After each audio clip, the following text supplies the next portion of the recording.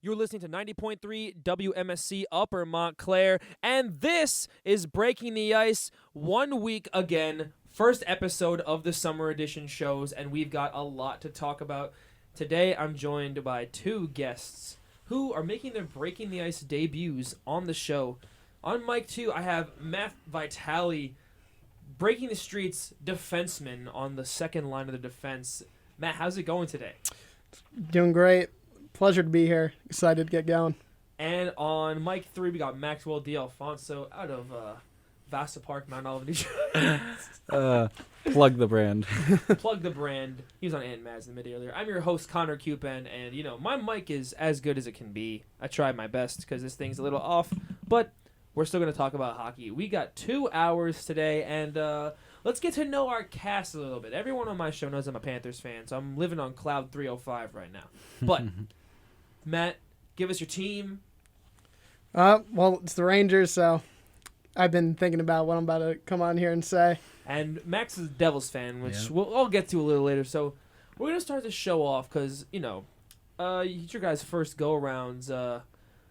With the Rangers already being eliminated, we can just get straight to how have the playoffs been for you overall, just what have you liked about the playoffs, but also more specifically, message about the Rangers this season, how it's gone, and what they should do going forward. Your little rant, as you said. Yes. I think we got to break it down. I think going forward, we got to just live and die by the kids. We got to stop putting them on the third line and making trade deadline hero moves and getting them on the first and second line. It hasn't worked this year. It didn't work last year. I think we got to move on from that. Did you? Which trades did you like at the trade deadline this year versus which ones were you against? I actually liked the moves. I like getting Nico Mikkola and Tarasenko. I thought that was pretty solid. And then Patty Kane, we went for that's like the home run play we were trying to go for it. What we gave up wasn't that bad, but I think we just have to let the young guys do it or not do it, and we got to figure it out if they have it or not. Yo, do I sound better, guys, or do I sound worse? A little better. I sound a little better? Okay. It's a little echoey. Man, whatever. It's all it is what it is. So, here we are now. And, these two trades, the Rangers tried it. It didn't work this season. So, who's the next head coach of the New York Rangers, Matt? I would love to know. With Gallant, somebody had to take the fall for that collapse we had against the Devils. And I think there was some blame to be put on him. Like, moving around the power play unit, taking Mika outside of the left circle where, he's one of the best in the league from there. And he changes the lines around a lot as soon as they stop working. So he doesn't let chemistry build. So I think it was the right move to get rid of him. Now, who we bring in, I don't know. I have no idea. No idea. Just like a huge mystery as to what could possibly become of the next head coaching spot for the Rangers because, I get it. Like, there's a lot that could go on there. You don't know. Gallant, he's I feel like it gets you to the playoffs. He has gotten your teams to the playoffs multiple times. Vegas, Florida, even that 1 year, and now the Rangers. So there's a huge carousel there as far as the Metro Division goes. Absolutely. How are you feeling about that series, though, as a whole? I know you mentioned it before we got on air here, but now just rant about the series, rant about all your emotions. It started off as good as I could have asked for. Those 2 5-1 victories in the other team's arena, coming back to the Garden, and then complete collapse, lose the next 3, and end up losing the series. With that team that we had, it was unacceptable to lose in the first round, and we did. So now, any of you guys follow Puck Empire on Instagram? No. Okay, so he does this thing where he gives series awards based on each series, kind of everything that looks how it's gone. And so he had the Rangers in 7 originally, which obviously ended up being Devils in 7. Yeah. The series MVP he gave to Akira Schmid. How do you guys feel about that one? Yeah, I agree 100%. I agree. As soon as he came in the net, it changed the series. And the Finals Lundqvist Award, which is the best player on the losing team, Igor Shesterkin he gave it to. Yep. For slashing a .931 save percentage, even though he lost 4 games, also won 3 of them. Igor was just about the only player that showed up consistently every game for the Rangers. Absolutely deserved hopefully we get it together for him. We don't do another Lundqvist for the next 10 years. So. Now, the Ghost Award, the most disappointing player of the series, he gave to Artemi Panarin for his 2 assists in the whole series, no goals. Deserved. Any other candidates? Mika Zibanejad could have been up there. Yeah. Absolutely. Spotlight Award, Akira Schmid's Game 7 32-save shutout. He played so good. So that Game 7 was wild. He did. The Rangers weren't doing much for themselves, but he also was holding it down. So it was credit to the Devils as well. I want to mention that. I'm just bashing on the Rangers, but the Devils, they adjusted after they were trying to play physical hockey, playoff hockey, the first 2 games, and they said we're just going to go play our game with speed, and the Rangers weren't able to adjust to that, and we lost. So now on to my favorite award, the Pat Maroon Award. What the Pat Maroon Award is, it's the most carried player on the winning team. Timo Meier for putting up no points in the series. Oh, yeah. Yes, 100%. I agree. Absolutely. I mean, Jesper Bratt could have been that as well. Yeah. No, it could have went either way, 100%. So within the past week, been a lot of hockey, and I just want to get right into each game since legitimately last episode. The first game that happened that night was Carolina, New Jersey Devils, Game 5. That was the first game that happened, I believe, Wednesday night. Am I correct? No, I lied. It was messing up. I said last week on the show it was going to be Toronto Maple Leafs Elimination Day, and I was wrong. I was not even close. The Leafs won that game 2-1. I'm watching this game because I'm thinking Cats are up 3-0. They could totally sweep at home. No goals in the first period. They get a power play goal in the second. Mitch Marner scores another one. It's not looking good. But then Sam Reinhart scored a power play goal, but the offense just could not generate enough power during that game. Only got out 25 shots, had a rough first and second periods where they scored no goals. So this was a very defense-heavy game. And, because, Toronto only got off also 25 shots. They had a great second period of 15 shots. They had 4 in the third and 6 in the first. So... But it was all good. I knew Florida could afford to lose 1. They were up 3-0, Mm-hmm. And then on the flip side, Vegas-Edmonton, Game 4. Vegas up 2-1, and they're looking to go back to the Western Conference Finals, and the Oilers just come out and play crazy. They scored 3 goals in the first period, and they controlled the pace that whole game. Second period, they were up 4-0. There was just no chance. Unless Vegas made an incredible third period comeback, but they only scored 1 goal. It was Edmonton. Yeah. They tied that series up. So that series was looking crazy. It was tied 2-2, Florida up 3-1. And then Thursday came. And we had the Devils-Canes game. Yeah. So this game, the Devils get the first goal in the first period. Dawson Mercer, wrister. Second period, it's Jakob Slavin scored as soon as the game, 50 seconds into the second period, he got a goal. Yeah. Then Timo Meier got one back on a power play. And with, I think it was 38 seconds left in the period, Brent Burns tied the game. Crushing for the Devils. Yes, 100%. Overtime, because third period had no goal scored. No. Overtime, Jesper Fast. I think he got a tip. Was it a tip-in? Yeah, it was a tip. It was a tip. He was in front. Former Ranger. And it was at in Carolina. The whole arena, just all the Devils fans. Max, did you watch this game? Yeah, I watched the third period. Not overtime, though? I watched part of overtime. Oh, so right before it got bad. Yeah, so I turned it off, and then when I turned it back on is when they were all celebrating Carolina, and I was like, oh, I guess I know what happened. Yeah. So, overall, though, even though the season's over and they lost this series not that well, pretty bad loss in the series. Yeah. Overall reaction to the season, though? Great. You can't be mad. How they were last year compared to now, complete transformation. We were chanting fire, rough, Lindy. At the very start of the season. In the start of the season, and now everyone's praising him. I think he did a great job with the team. They're still very young. I'm excited for Luke Hughes. Hey. Yeah, brothers, the dynamic duo. That's awesome. But I think they're going to have a lot of success going forward in the years. And I'm excited for next season, really. where'd you think at the beginning of the season this team could have been, compared to where they actually ended up? How well did you think they would have done before the season started? I thought maybe they could make it to the first round and get a first round exit, and honestly, probably also missing the playoffs. I wouldn't have been shocked. Okay. But to make it to the second round, and at least, they put up a fight in that, what was it? Game 5. Oh, so, Game 5, yeah. Yeah. So Game 4 was they won Game 3 8-4, I think. Yes, yeah. And even with that game 3 was 8-4.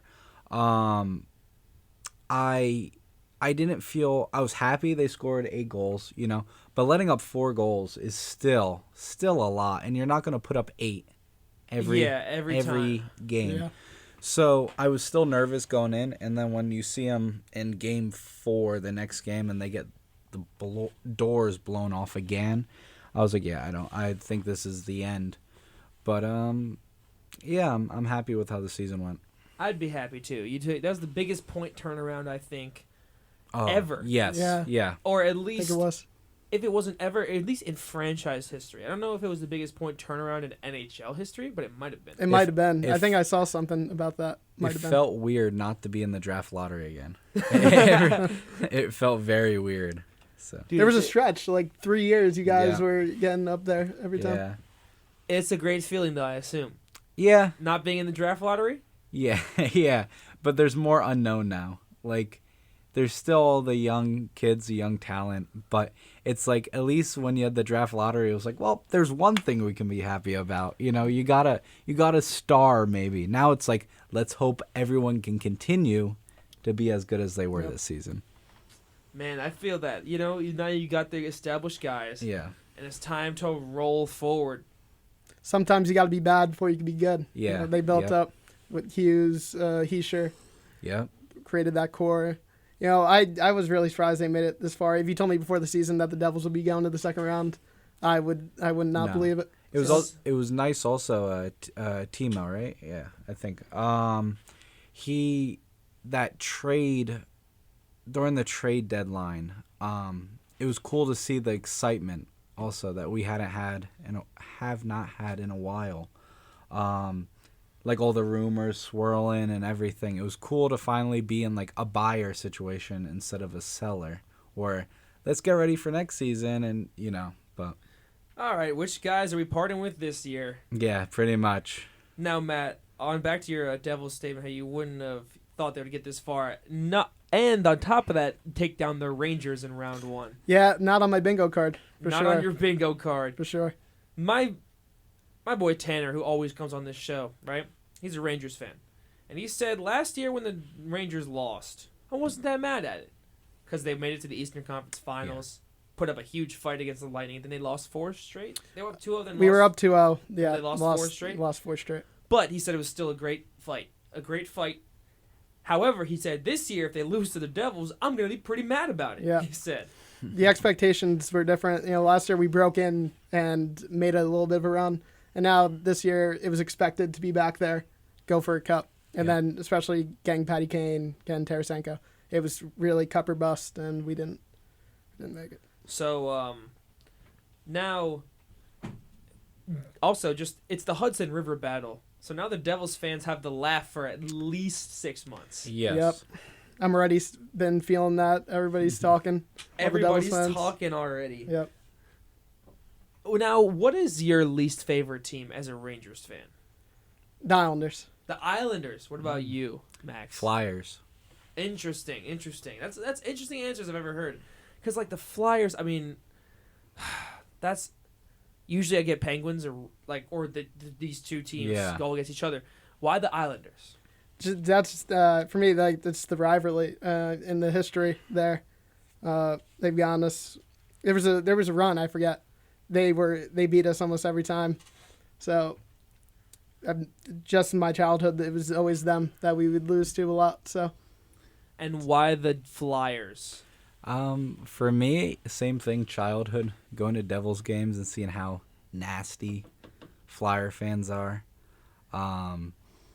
go and seeing like fights and like just knowing how nasty. And it was around the time where the Flyers were still pretty decent, so I'll always right have now that. they're just Yeah. trash. I'll always have that like hatred for the Flyers.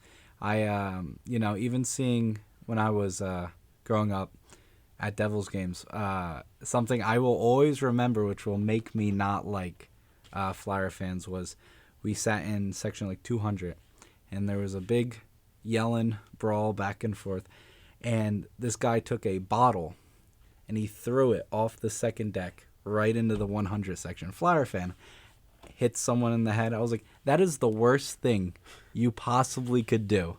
And, that's a Flyer fan for you. Yep. Philly sports fans, man, across the board, they're all together. They're all the same fans. Crazy. All the same. Absolutely crazy. Okay, for me, it's the Lightning because, like, as a Panthers fan, like, that's the big brother team right there. And right now, they've gotten way further than Tampa. This is the first year. Last 2 years, the Lightning knocked the Panthers out the playoffs. So that's why I wanted them to beat Toronto, because I wanted Florida to be the team to take them down in the second round. Mm-hmm. But that didn't happen. Toronto took care of business, and then the Florida Panthers took care of business again. But Tampa, they're fans. It's weird, honestly. Like, I don't know. Tampa, you have to respect them as an organization because they won. Yeah. Yeah. But what you can't respect is the organizations that still talk so much with no rings, bro. And that is the Toronto Maple Leafs fans. They have this one guy. Oh my goodness. I'm reading you guys the article headlines right now.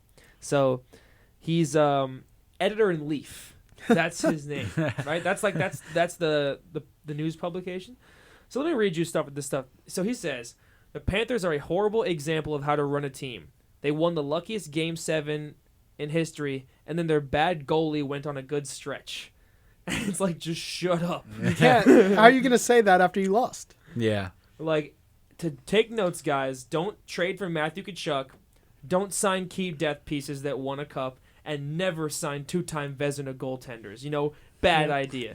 This guy, he never. Oh, dude, it's him every time. He does not. He will not stop dying on the hill of the Leafs. Like, he makes excuses constantly. You know what I mean? Yeah. He's just one of those guys that, like, let me see if I can find another good one. Here's another good one here. This was back in this is like a week ago. That's enough for me tonight. But I think the Leafs will come back. I believe in this team, and there's about a 1 out of 200 chance, and that's all they need. Like, he just won't. I respect being a fan, but don't make excuses. Yeah. Being a fan and making excuses to why your team lost are two completely different things. And this guy just does not have the he does not have it.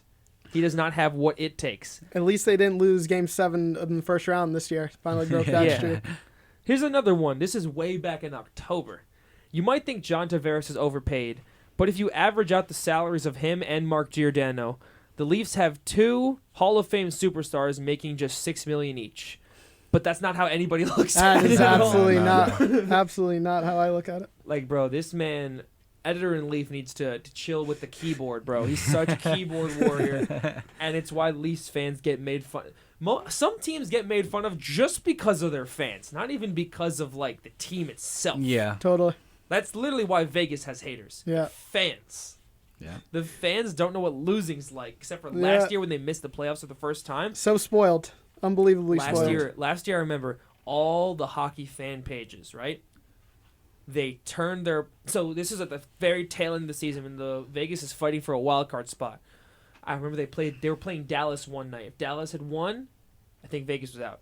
Every single fan page made their profile picture a Dallas Stars logo. Everyone was waiting. Yeah. Everybody's rooting against Vegas. We're like, let's go. Everyone became a Stars fan for the night, and then I think it didn't happen. So then I think it was the Rangers played Vegas or something at the end of the year last year, and then everyone became a Rangers fan for a day. And when That's Vegas awesome. got eliminated, we're like, yes! Because their fans do not know what it's like to lose, and they need to learn. Because now they're in the Western Conference Finals. Yeah, Yeah. and they're back to winning. Let's roll back right into where we're talking about the playoffs. So, Game 5. Have y'all been watching? Did y'all watch the Stars Kraken series? I did. Bits and pieces. Yeah.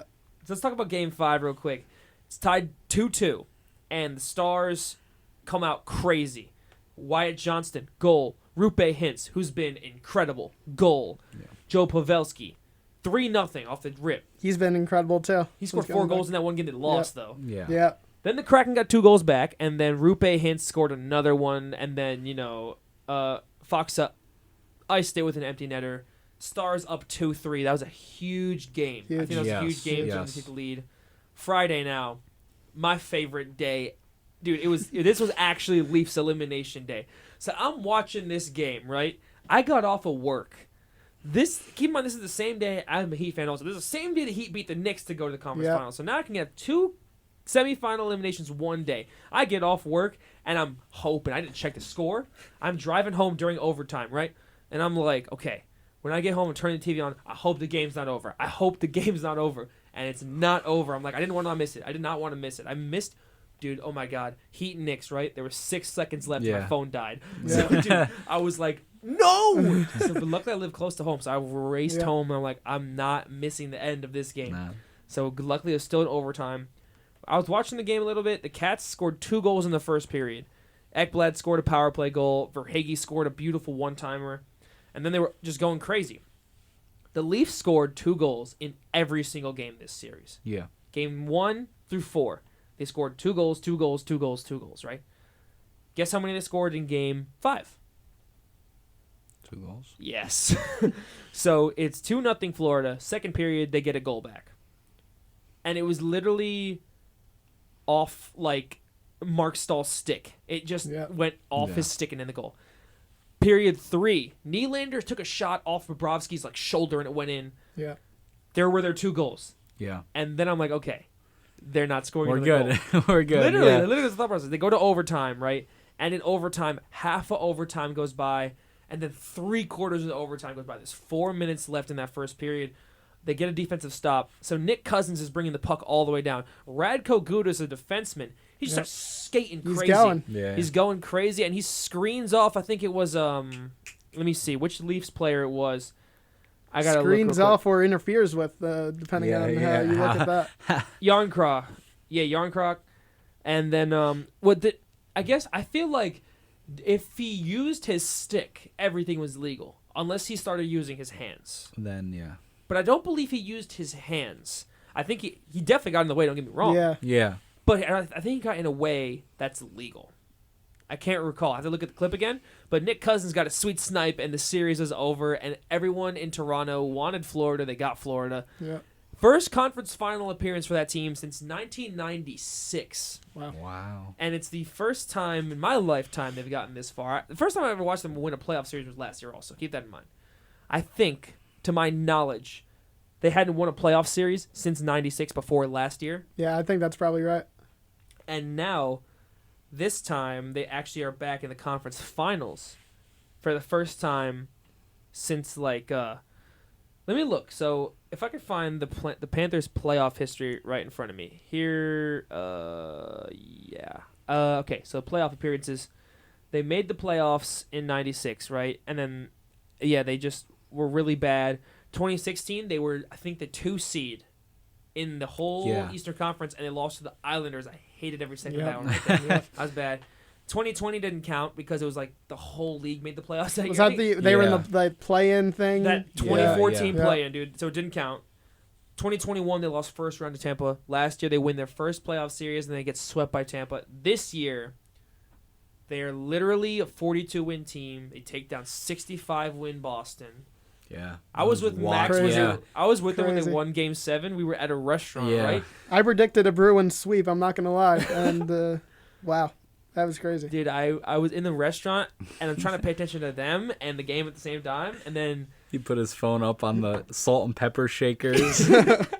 and I think Verhaeghe scored the game winner. I couldn't believe it because like that's the biggest upset ever. Yeah, I think there was like something like 30 seconds left, and you were like, "It's." I asked the score. You were like, "It's tied." I was like, or it was. They were down 1. No, it was a minute left. They were down 1, right? And Brandon Montour scored with like 59 seconds to go or something to tie the game and send it to overtime. I'm like, yes. Yeah. And then that was the biggest rally ever. That was the biggest rally, the biggest heartbreak ever. And then they take down Toronto. The head coach, dude, the GM Bill Zito is a god. Like this man has made trade after trade over the past few years that have worked. Last year, he made 2 trades for Ben Sherratt. They were bad trades in the end. It was Ben Sherratt and Claude Giroux, right? Yeah. But they were the 1 seed trying to win the whole thing. So it was all in moves. It was rentals. Didn't work out, but it was an attempt at winning. Yeah. So I respect it for that. And then he trades for Matthew Tkachuk, and it worked. Yeah. A lot of people bashing on that. Yeah. He was a Hart finalist this year. You believe he was a Hart finalist? I love how he plays. There's a lot of people that are only out there to be physical and not also good at hockey. He does them both. He literally so him and his brother are top 5 in the league in penalty minutes, and he's also top 5 in the league in points. Yeah, so that's great. Gives you both. He literally gives you both, and he's just so good at everything. At best, I love that trade. Now, and when it happened, I was like, Huberdeau, Weegar, first round. It was a lot. Yeah, it was a lot. Seems to be paying off right now. It was so worth it. Where is Calgary? They didn't make the playoffs. They didn't make it this They didn't even year, win 40 games. They didn't even win 40 games. Fired coach after winning. They fired Suter. Yeah. They signed Huberdeau to an 8-year deal, and if he does that for 8 years, bro, nah. If Tkachuk does this for 8 years, though, I'm down for that. Yep. They signed Weegar long term, and Montour. Montour scored a ton of goals this year, and he hit 73-point season. We traded a third for him a couple years ago. Yeah. Yep. For Reinhart, they traded a first and a goaltender. For Sam Bennett, it was a second-round pick and some other guy. He's done a great job with the trades, and the Tkachuk trade even I bought his DHgate jersey just to immediately. No, not immediately. Last week or something. I was I got to now. You have to give props to the front office, 100%. Dude, they literally. Everyone thought this was a bad idea, and then when they let Andrew Brunette go to the Devils to be the assistant coach, and they picked up Paul Maurice. Everyone hated the Maurice hire, and even during the regular season, they're like, this guy is soft. And then they came back at the end of the regular season and win 42 games, and they make it this far. Everyone's apologizing now. Oh, but yeah. It doesn't matter now. You already said that that everyone was like, he should be fired after the year or now. It was like, nah, listen, this man has gotten this team, second coach in the history of the franchise to get the team this far. Yeah. Also on some miracle run stuff, but the team's finally healthy. It's just Patrick Hornqvist on the IL with a concussion that took him out for the season somehow. Oh, wow. Yeah. But, other than that, second round for the first time in my lifetime and since 96, so a lot of people's lifetimes. Second game this day, Vegas-Edmonton, Game 5. This was a good one. This was back and forth. Yes. First period, Oilers took care of business. McDavid scored ASAP. Jack Eichel. I love seeing them in a playoff series against each other. That was really cool. Yeah.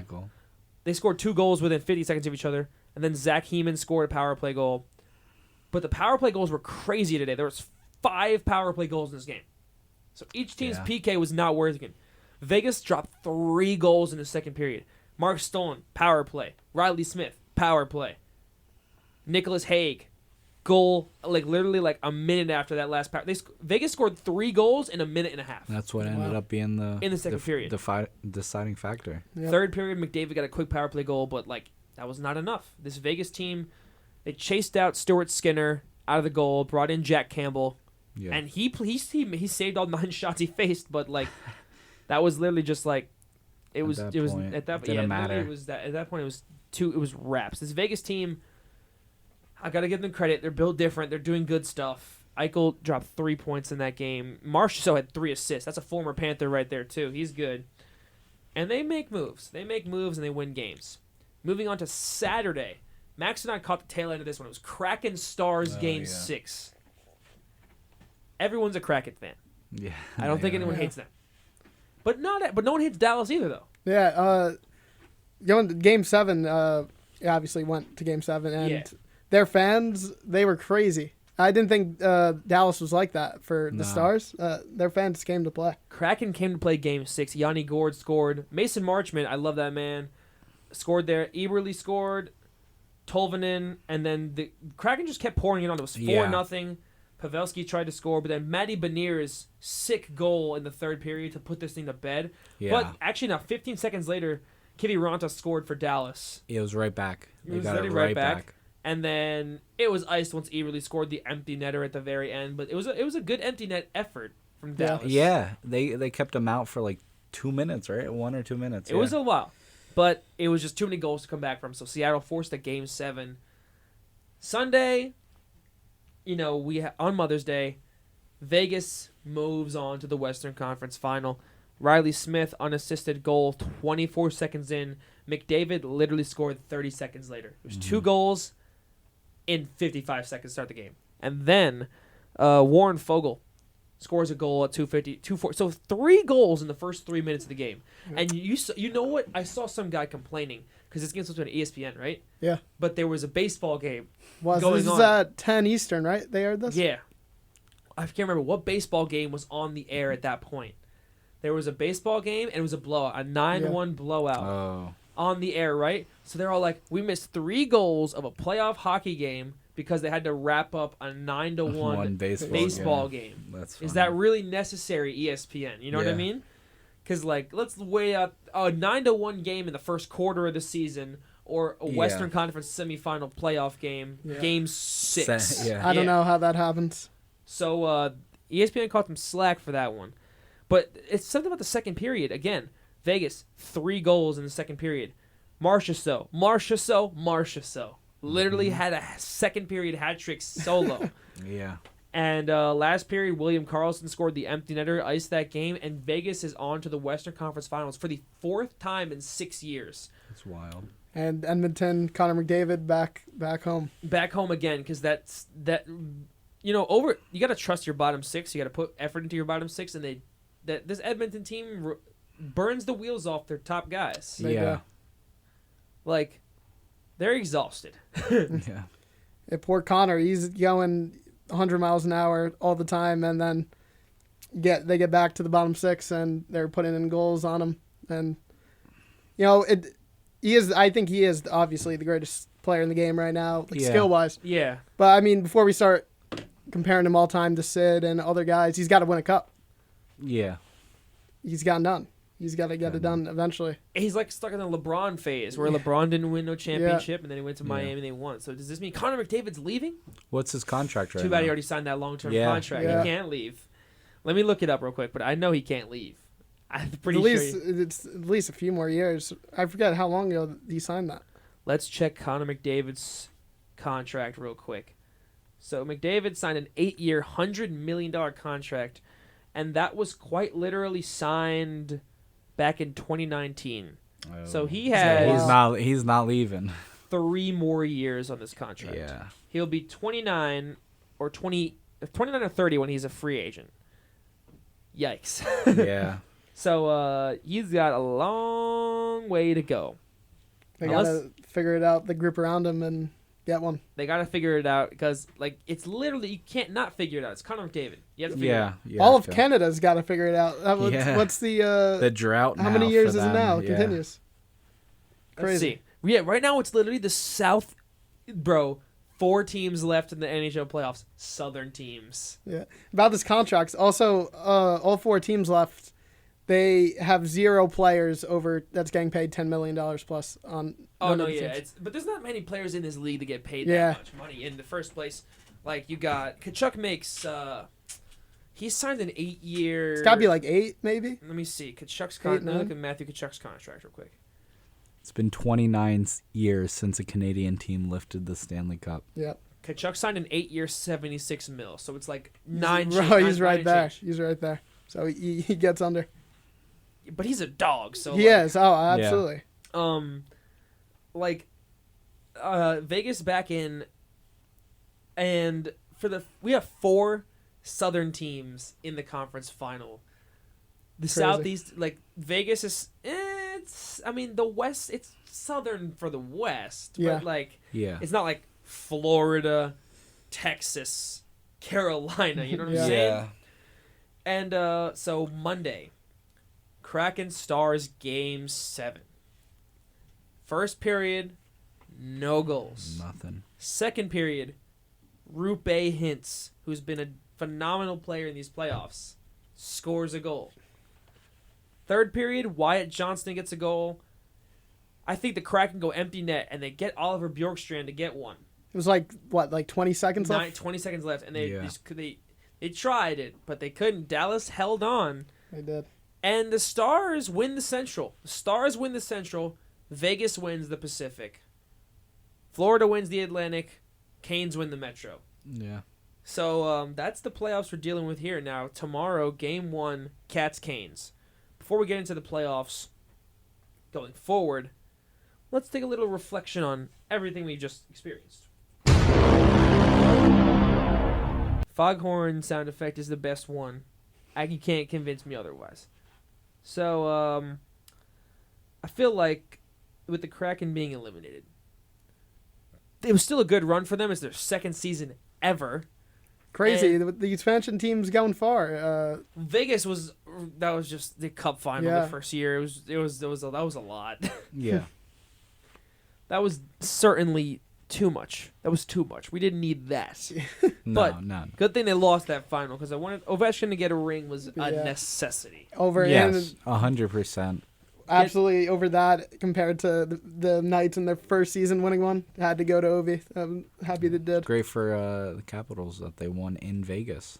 Yep. Went to party after. All these playoff series are gone, and I want to know, did any of y'all have a bracket? I don't think I made one this year. I made one. But you can just let me know.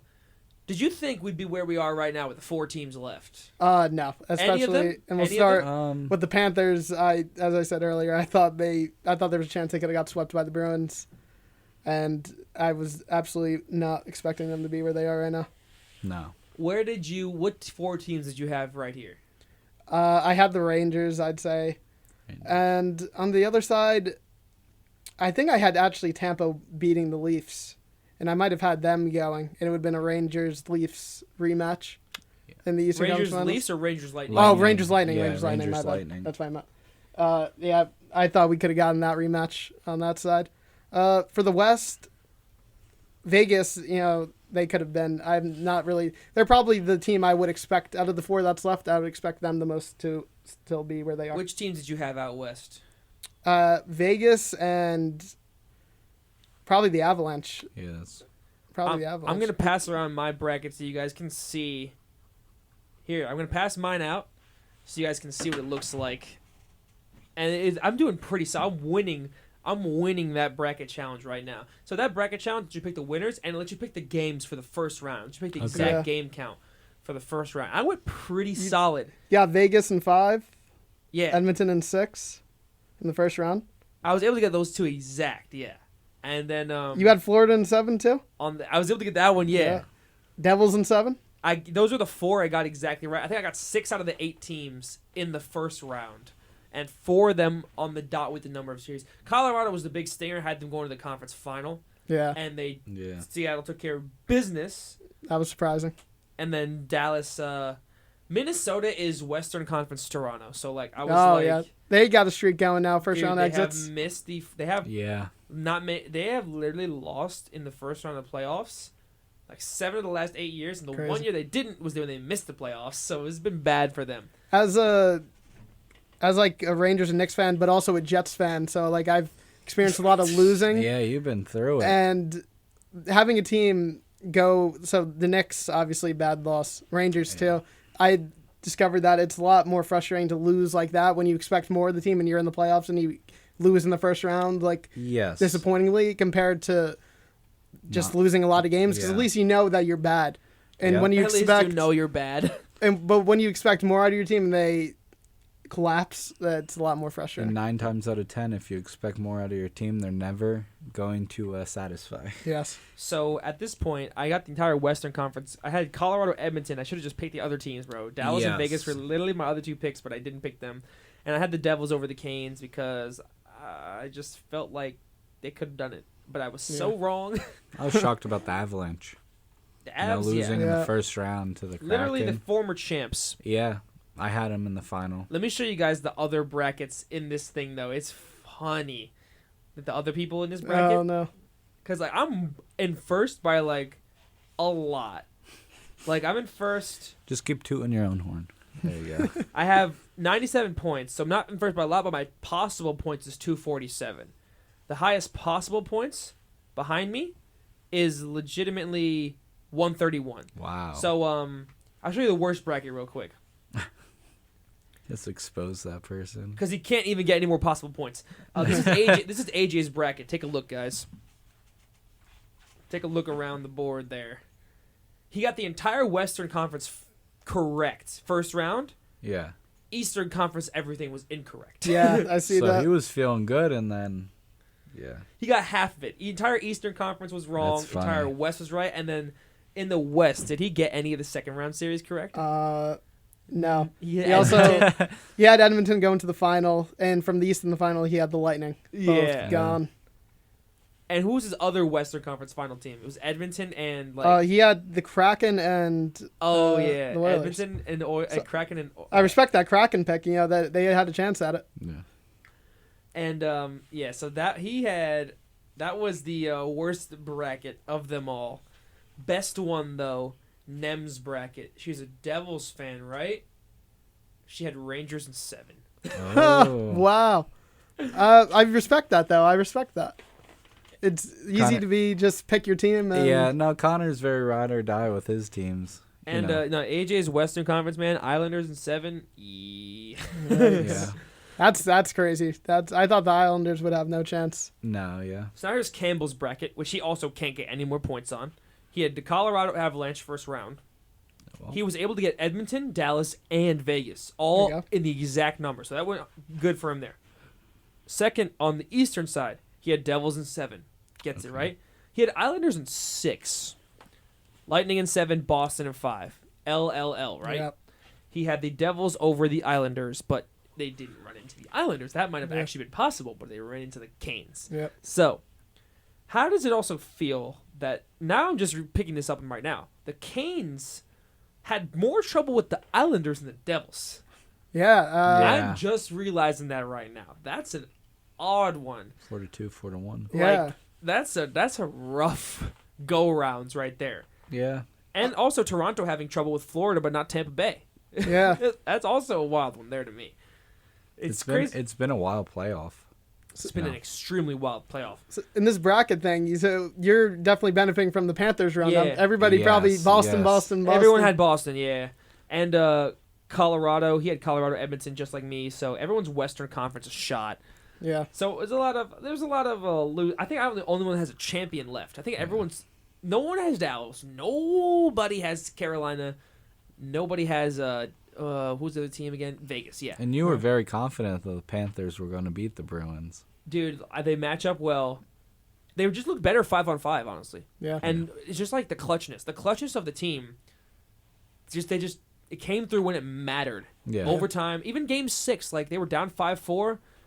They score a goal to tie it on a power play. It was good chuck. Then the next goal was literally just a ripped shot from Lusterine and it scored. And then Yeah. off the wall, they took a touchdown in that game. And they can keep moving. I have full confidence. I have full confidence right now. Because when you have confidence, you just don't stop. You just keep going. If they end up doing this, go all the way, win it. Dude, oh my God. I think one of the best playoff runs ever. Ever. Yeah. dude. Taking Ever. down Yeah. the record-setting Bruins in the And first round. taking down like Austin Matthews and the 50-win Yeah. Leafs, and then on top of that, the Metro winner and whoever comes out the West. But like, dude, like the 3 teams left, they could totally beat Dallas in a series. Yeah. They could, Who do you think they match up better with? Dallas or the Knights? Okay, so that's hard because who's got the better goaltending? Both teams. Yeah. Okay, the better goaltending's in Dallas. Yeah. Jake Ottinger. Better Even though goaltending. sometimes he's gotten hit a few times this. But he's still like. But yeah, by the number. Very Like, solid. Vegas Overall, is rocking Johnny yeah. Quick and what's his name? Who's Hill? What's his first name? Aiden Hill, I think. Aiden Hill, yeah. Like, you know what I mean? It's not Marc-Andre Yeah. Fleury anymore. Yeah. No. No. So, they got to get past the Canes first. So, let's do some predictions for the third round of the playoffs. That'll be in, I think we're going to save that. We'll save that for hour number 2. We'll save that for hour number 2 on this show. But, outside of these playoffs, the draft lottery. Yeah. Yep. Thoughts on Chicago getting the first overall pick? It's funny. A lot of people saying it's rigged. Again, Chicago, of course, the original 6 team, losing Patty Kane and Johnny Tays is done there too. Kind of the new era. They want to keep them relevant, But I don't think it's rigged. They got videos of it all. But yeah, I'm excited. I think there's been the hottest prospect come in since Connor, probably. And they're both named Connor. And they are. Yeah. And your name's Connor. You got triple Exactly. Connor. Best name in the league right there. Yep. So, one thing I want to talk about now, the draft lottery, it happened, it's gone with the Blackhawks have the number 1 pick. It is what it is. But this is a draft where, like, obviously he's overshadowed by Bedard, so even, like, the 2nd and 3rd pick is still great. Those guys would be first overall picks in other drafts, probably. But since they literally have this kid, not going to be the case. Yep. Yeah. The Arizona Coyotes. You know? Or Arizona, that actually Yeah. That's a today perfect sound. they did not get approved for Yeah. that new stadium, so they'll- So, where are they? What's the plan here? They didn't get approved for the new stadium. Do they have to leave? Yeah, I think that's the that's only choice right now. what Is it's that they're looking like. leaving? yeah. Because they're playing at Pike. Yeah. Yo, we've They're made playing the at joke. Mullet Arena. We've made the joke all year long that since they play at ASU, like they just have like after parties at Pike and stuff like that. And Yeah. frats. No more Pike parties for the Coyotes. Where do you Like, think they imagine go? Imagine what? Where do you think they go? Well, Atlanta's an open market. That's what I heard. I heard that's a Atlanta? possibility. Yeah. Atlanta. I just feel like Arizona's. It should work. They just have bad It should. ownership. Oh, They just have yeah. bad ownership. Who They got a good literally- fan base. Who literally, dude, it's just they were playing at ASU this past year, so we had jokes that like when they imagine winning the Stanley Cup and they host it at like a frat party, Yeah, the parade, it's just all the frats being like, yeah, Yeah. they won the Stanley Cup like Lil Jon. Yeah. So now we're moving on here because where do they go? I mean, where do they move on to? What teams? Looking at markets that are open, Atlanta's certainly one that doesn't have a hockey Yeah. team. They got I a good. mean- The Thrashers They used to did. be down there, Yeah. and they were the great fan base. What about like Cleveland? Oh, another Ohio. Because they have Columbus, but that's more so Cincinnati side. You know what I'm saying? Yes. Cleveland is an open market for a major sports team. They have a baseball team, a football team, and a basketball team. Like, you know what I mean? It doesn't hurt to just, or an underrated thought, a second LA team. No, I don't think so. Just a thought. I- It's definitely possible. I'm sure It is, but it's such a saturated market with all the other. You got 2 baseball teams. We've got Well, okay, one two of them's in Anaheim. basketball. One of them's in Anaheim. Well, I was thinking maybe Kansas City. yeah, Does- Kansas they City, don't have- yeah, Houston. Kansas City, Houston, another. Well, I mean, the Dallas Stars are there, but like, yeah, I hear Or you. Dallas. Building Houston up and that Dallas are Yeah, I hear you. they're not bad ideas. Kansas City probably. That's a very sports heavy town. It Kansas is. City. 2 hours ago, Salt Lake City appears to be the focus. That would be cool. Salt Yeah. Lake City would be awesome. I'd be behind that. A Utah NHL team, the Utah Yotes. That bel- kind of works. I like it. That It works too. It Yeah, works. that name works. The Utah Coyotes. I didn't expect them to be like, the no vote to happen today. But it's big news, so we got to talk about it. You know what I'm saying? And I'm sure all the fans and players are like going through it right now. Yeah. Clayton Keller posted a nice little frown emoji. But the potential relocation spots, Houston, Salt Lake City, Milwaukee even. They don't have a hockey team out. I don't believe they have a hockey team in Wisconsin. I don't believe there are I any. don't think so. And the northern market is not small. You know what I mean? Wow. And big hockey up there. Especially because the Coyotes are in the center. They got moved to the center. They used to be a Pacific team, right? They got moved to the Central.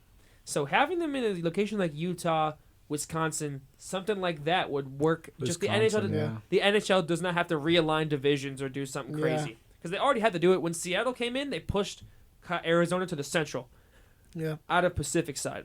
So if they went to Atlanta, like they have to change division. They have to Yeah, change the that would work. They would Yeah. definitely have to make a change. Kansas City, that could totally work.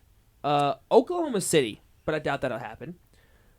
I see things about Sacramento, San Diego, but not Houston, Utah, Kansas City, Milwaukee. Those are the 4 ones that just scream that make the most sense because Milwaukee's a major sports market. It'll turn into one now. They have the Brewers there, they have the Bucks there, and the Packers are far away, but it's still all Wisconsin. Utah, they only have the Jazz, so that could be a huge market. Could They be. invest in Tap there. into that. Houston, they have the sports all around it. throw a hockey team in there. Yeah, it's a great market. Same as Kansas City. Houston's great market for sports. Where do you want to see them? Where would y'all want to see this team end up? I'm down for Utah. Yeah, now you saying it. I was Kansas City, and now I'm Utah. Utah seems great. They have the Jazz, people love them. You have an arena there already. It's all set up. Utah. I'm down for either Utah or they go to Kansas City. I think that could become a market. You got Mahomes and the Chiefs. Yeah, the hockey team. How do you feel about shared stadiums, though? Like, do you think teams should have their own arenas or share arenas? I feel like it's a lot. Like, for example, Madison Square Garden turns into an ice, a court. Yeah. So many things. Is that a good thing or is it a bad thing? What do you guys feel? I think if it's different sports, I wouldn't want to have two NHL teams playing in the same arena. Okay. I agree with that because it's a really that's how the Clippers and Lakers are. They both play at Staples, or it used to be. It's called Crypto.com Arena now. That's right. Crypto.com. Dude, the new arena names are nothing compared to the old ones, bro. Yeah. But the American Airlines. In the that's NHL, goated. and it's gone now. Yeah. Now they play at Kaseya Center. So I feel like in the NHL, no two teams share the same place. The Islanders have UBS Arena, apart from MSG, apart from the Prudential Center. So. But I'm sure teams share, the Wells Fargo Center is literally the home to the Flyers, the Sixers. Yeah, they do everything there. And the indoor lacrosse team, the Wings, I believe, also play there. So they have so much going on. The WWE had an event there that I went to once. And if they move out to Utah, they could share the arena with Jazz. Or, I'm trying to think, how big is a hockey rink compared to a basketball court? They're probably pretty similar. Because I remember when they had... You can't share everything. A football field is way bigger than a basketball. Yeah, you can't do that. But they had March Madness games at where was it? NRG Stadium. Yeah. Houston, and you saw those seats in the back. That was wild. 100,000 people there. It was wild. You can't even see a thing. No, it's like Syracuse Carrier Dome. Yeah, which is now the Jersey Mike's Dome, I think it is. It's the football stadium and basketball, and they have 100,000 people. You have people sitting all the way in the middle of nowhere. Yeah, at that point, I'd rather just watch the game at home. Yeah. Than go to a huge arena or stadium, how it was, and be all the way back. They do it sometimes with what is it called? The Winter Classic, right? Yeah. They go. I think that's a cool little thing. So here's what Clayton Keller's dad said about the whole thing with the Coyotes moving. So the Coyotes said, "We were very disappointed. Tempe voters did not approve the propositions, and the Coyotes wish to thank everyone who supported their efforts and voted yes." There was a full statement. And then his dad went to Twitter and said, "Clayton will not be there at the beginning of the season and expect others to follow or not sign. The team's going to be moved. There are no other options, and Phoenix will regret losing a professional sports team. City just got diluted from a perception standpoint, privately financed too." And he's saying all this stuff. He's saying Phoenix will regret lose. Yeah. Private financed and politically sent to a public vote. He says the fix was in from the beginning to keep that beautiful landfill. Yeah. He says compare that to the public dollars, and the Oakland A's are asking from taxpayers. So it looks like Brian Keller says his son won't be playing for the Coyotes next year. Yeah. Very interesting thought process. Look, they could totally end up in Salt Lake City. And if you want to see, the Kings play their preseason games there. They do. So I'll show you. I'll pass around a picture of the Salt Lake City rink, which is, I promise, better than the 6,000-seat ASU. The Mullet Arena. 6,000-seat ASU arena that's been... It would be kind of hard to be worse, I'd say. Yeah, definitely an improvement, just looking at the picture. Oh, yeah, 100%. You could put a team there today. Yeah. Easily. Wow. I think it's happening. Utah's going to get their second major sports franchise. The fans need something to cheer for. Yeah. Can't root for the Jazz all the time, and the Jazz kind of just blew it up a little bit. When you got one team, you need something else. Yeah. That's what I wonder about states like that. Obviously, we live out here. There's endless things to root for. Like a state like Utah, outside the Jazz, what do they root for? What's their NFL team? What's their Major League Baseball team? I think that... What baseball team do they root for out I think Utah? at that point you start picking players. whoever comes from. Do they just root for Utah. Seattle because like it's over there? Or, like- Maybe. I think it's like a melting pot. It could have happened. That could be somewhere the Kraken fans came Yeah, from. that's true. They got that team. Yeah, once a new, Kraken fan, they move there. They get all the Mariners, and they get all the Seahawks fans, especially because they're all the same colors. You know, we think we have weird, unique amount of teams like Dallas, Cowboy fans, and New England fans. They probably have all weird fans Over there, in Utah. yeah. You know, what's the NHL equivalent? Here's what I'm about to say. So, you know, the when you think of, like, you know how there's Cowboys, Yankees, Lakers fans? Yeah.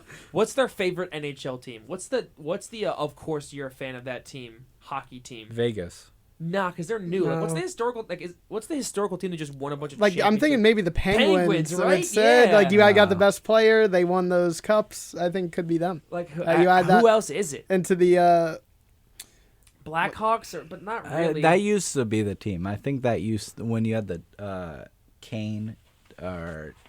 I yeah. think that used to be Could've the been. team everyone went to. not the Chelsea Cowboys. Dagger. Like if you were a Cowboy or a Patriots, now it's becoming the Patriots of that new Yeah. team. If imagine you're a Patriots, Lakers, Yankees, Bama football, Duke basketball fan, right? The front runner starter pack. Yeah. What's Yeah. your NHL team? What's your NHL team in that group? I'm sticking with the Pens. I think it's the Penguins too, yeah, because they won 3 cups since 09, between 09 and 2017. Right? Yeah, it's like the LeBron of the NHL It at the could- time was said. Same with it could be Red Wings. But They were the same time with the Penguins. They're all up right. there. I'm looking this up now. All right, NHL. Let's look at the Stanley Cup numbers. NHL Stanley Cup history, it's a Canadian team. because I know. All right, the Lightning in a few years. Yeah, it could be Lightning. Okay, obviously these are the old teams that are these are the new bandwagon teams, right? Per league, the Patriots for the NFL. Yeah. Yes. Well, the Chiefs are starting to make a run for people. That's but, right. but Yeah, it's the yeah. Patriots right now. The Warriors in the NBA. Yes. Yes. And in baseball, the Astros, right? But everyone hates them though. So, Yeah, like, see, that's I don't know what baseball if would they be. didn't cheat, it'd be Yeah. the Astros. Yeah, Yes. absolutely. But since they did, It's the Yankees. is it still, Oh, it's still oh, the Yankees? still It's the gotta be. Yankees. Yeah. Still the Yankees? Okay. It's still the Yankees. And in the NHL, I'm going to go with the Penguins, though. You're right. Like, that's the team. You think of a team that wins. Yeah. They have, like, the LeBron of the league. They did. Like, Lightning won 2 chips, but it's St. Louis, Washington. And Chicago won 3 times. The Kings won a couple times with the Penguins. The Red Wings won a couple times as well. The Devils won a couple. So it's really hard to choose. But I would go Yeah. with the Penguins, honestly. Penguins. Like, because, like, especially those 3 championships. Like, of course, you're a Pens fan, bro. That's dude. AJ AJ, he's hype. We just said that. is literally a Eagles, Sixers, Phillies fan, right? But no Flyers. Yeah, that's interesting. Pittsburgh Penguins. That's No, I interesting. know a couple people like that. Yep. Pittsburgh Penguins, not the Yeah. Flyers. He cuts it off there. That's And interesting. it's like, come on, man, just complete the trifecta. Yeah. Yeah. Complete the circuit. I have a friend who is Giants, Rangers, Yankees, Celtics. Yeah, I think for New York, it's kind of people argue about this. What's like the New York like team to team? We'll talk I about think that. it's Jets, Mets, Knicks, and Jets, Mets. What am I missing? Rangers. Oh, Islanders. Island. It is really the Islanders. Islanders, Mets, Jets. Really, those 3 really go together. I am a Rangers, Jets, Yankees fan. I'm a giant Mets, Devils, and Knicks fan. Yeah, so I'm kind of like Okay. off the norm. So yeah, that's the conversation that I've been wanting to have, but we'll have that in a little bit. Back to in the NHL, I feel like Rangers are the A team of New York and the Islanders are the B team of New York, correct? Yes. Yes, That's how I gotta feel. I'm gonna agree with that. Because like there's more Rangers fans. Yeah, And I would absolutely. assume so. Yeah. You know, so with 20 seconds left here on the first hour of Breaking the Ice, 2-hour edition back for the summer. We got all of our time back. We're going to take a quick break here on 90.3 WMSC Upper Montclair. And when we come back, we're going to be talking about the second round because there's a lot to go on. There's a lot to go on in the second round. There's 4 teams left, all from the South. I don't think anyone, maybe Carolina thought they was going to be here. And Vegas. I don't know if anyone thought it was going to be Dallas necessarily and Florida. So you're listening to Top of the Hour here on 90.3 WMSC Upper Montclair. When we come back, we're going to have some great content and a second round talk. So stay tuned, everybody. We are back here on 90.3 WMSC Upper Montclair for hour number 2 of Breaking the Ice. I'm your host, Connor Cupin, alongside Matt Vitale and Max D'Alfonso, talking about round 3, the Eastern and Western Conference Finals of the NHL playoffs. 4 teams left, and all of them are Southern Market teams. Original 6 members in shambles right now. Their teams aren't here. Yeah. Boston, nowhere to be found. New York teams, nowhere to be found. All the Canadian teams, nowhere to be found. Yep. Minnesota, well, they've nowhere to be found for years. First round exit. Yeah. First round exit. Get Kaprizov some help. For real. Out east, Toronto and Florida. We're going to talk about that series a little bit because I feel like the series MVP, Sergei Bobrovsky, he's back on a mission. He was incredible. Didn't allow 3 goals a single time this whole series. Incredible. The best player on Toronto. Wow, that's really hard to choose, because Austin Matthews scored no goals. Yeah. I think he was the Ghost Award. That man did not show up. He's an MVP candidate. I don't know who I'd give that to for Toronto. The Ghost? No, the MVP. Oh, the best player on Toronto?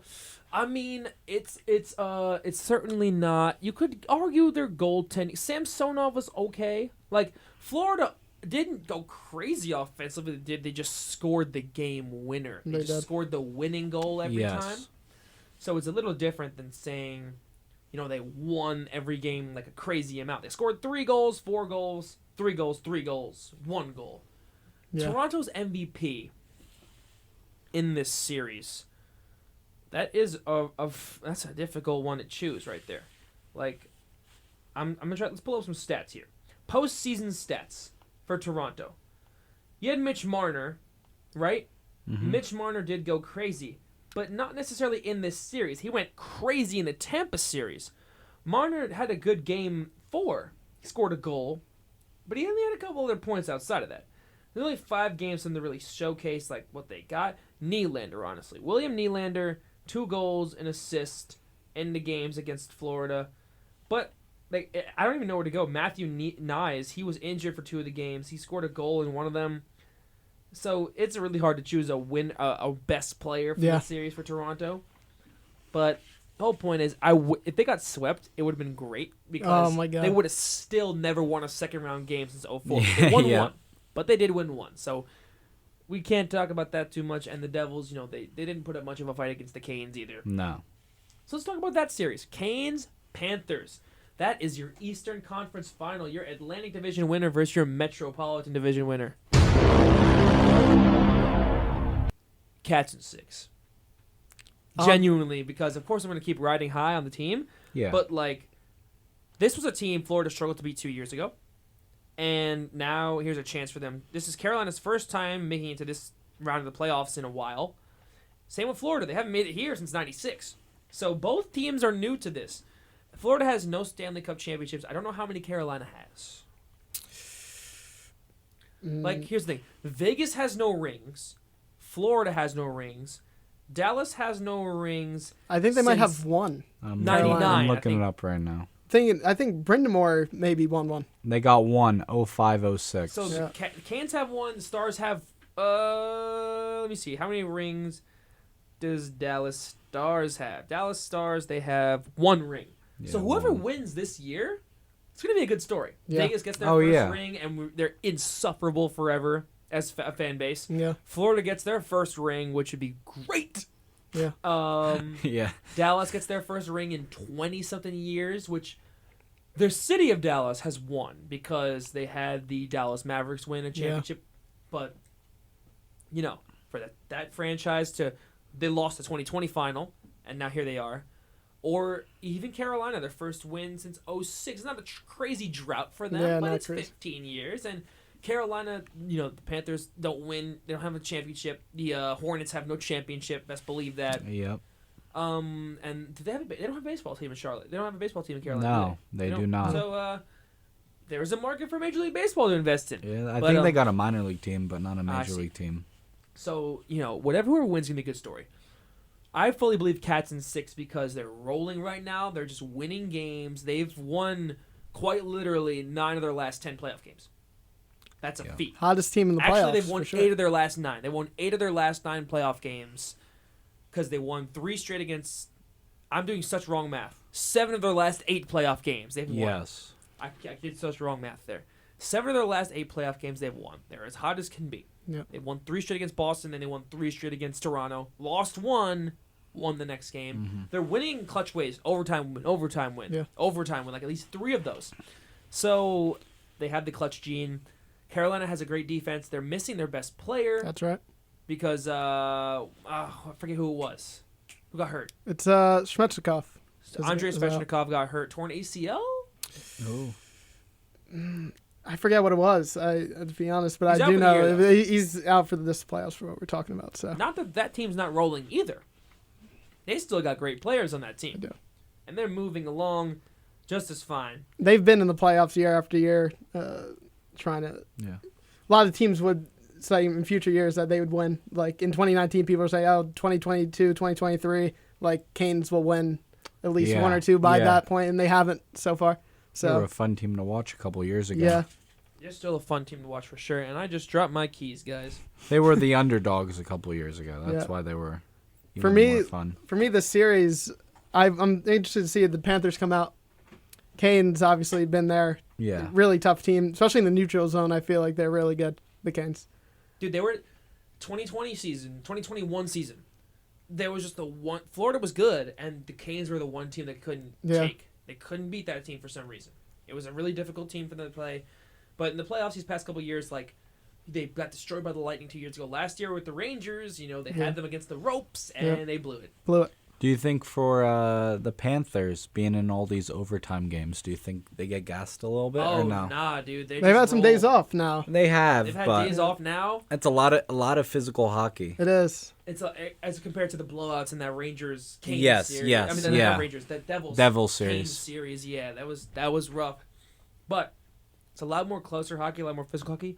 Gives them the better experience and the competitive edge coming in, and it does put the gas on. But they've won those games without having to go to a second overtime. That's true. Yeah. That's So true. first overtime wins. They get the goal, and Matthew Tkachuk has 16 points in the 12 playoff games he's played this year, literally averaging over a point a game, 11 assists in 12 games, unstoppable presence. This is not like last year. Like they just keep finding a way to get better every year, and it's been like I've been watching hardcore. I was watching hardcore 8 years ago, 7 years ago, and then I stopped. Got really back into it 2 years ago when they went to that playoffs for the first time in a while. They lost the first round. Last year, they go win the President's Trophy, and they make it to the second round. This year, I'm thinking, can they really do better than that? They win 42 games, it doesn't look so. They squeak into the playoffs, then they beat Boston, and the minute they won the first game against Toronto, they'd already done better. Because last year, they got swept in the second round. But yeah. This year, they win that first game. They've already surpassed what they've done. Now here they are in the second round. And what happened last year? The offense did not show up. The offense that scored 5 goals a game, 4 goals a game the whole season, would drop 5 goals all the time. They only dropped ones last year against Tampa. They just completely lost it. This year, they're dropping 3 goals consistently, which is not great, but the defense has come through now. And the playoff performers are performing. Jonathan Huberdeau didn't do well in last year's playoffs, so we traded for Matthew Tkachuk for him. And now this guy is on fire. 16 points in 12 games. Even Carter Verhaeghe's come out of nowhere. He had a 40, I believe he had a 42-goal regular season this year. Carter Verhaeghe. He was trying to think. He was in the. Was he in the Tavares trade going back to the Islanders from the? I believe he was Maple Leaf at one point. He was Verhaeghe. drafted by Yes. Toronto. Yeah. All right, so Carter Verhaeghe was actually on Tampa when they lost, or no, when they won in 2020. So he is a Stanley Cup champion already, believe it or not. He already got a ring. Verhaeghe has I believe he won with the Lightning in 2020. He was there, but they let him go. So he was in the AHL. He never actually played for the Islanders. He didn't make it to the NHL until 2020 when the Lightning won that championship. He's been a Panther for the past 3 years. So, but now he's coming alive. A 42-goal season. He had 24 last year, and now he had 42 this year. Like, insane. And so this team has guys that can score. Barkov has 9 points in these playoffs. So does Montour as a defenseman. He had 4 goals in that Bruins series. Sam Bennett, 8 points, 11 games. Reinhardt has 8 points. Lundell has 7. Cousins and Duclair have 6. Everyone's performing across the board, even if it's not directly on the stat sheet. In the points, offensively, defensively, they're performing as well. Like, if you want to look at takeaways, right?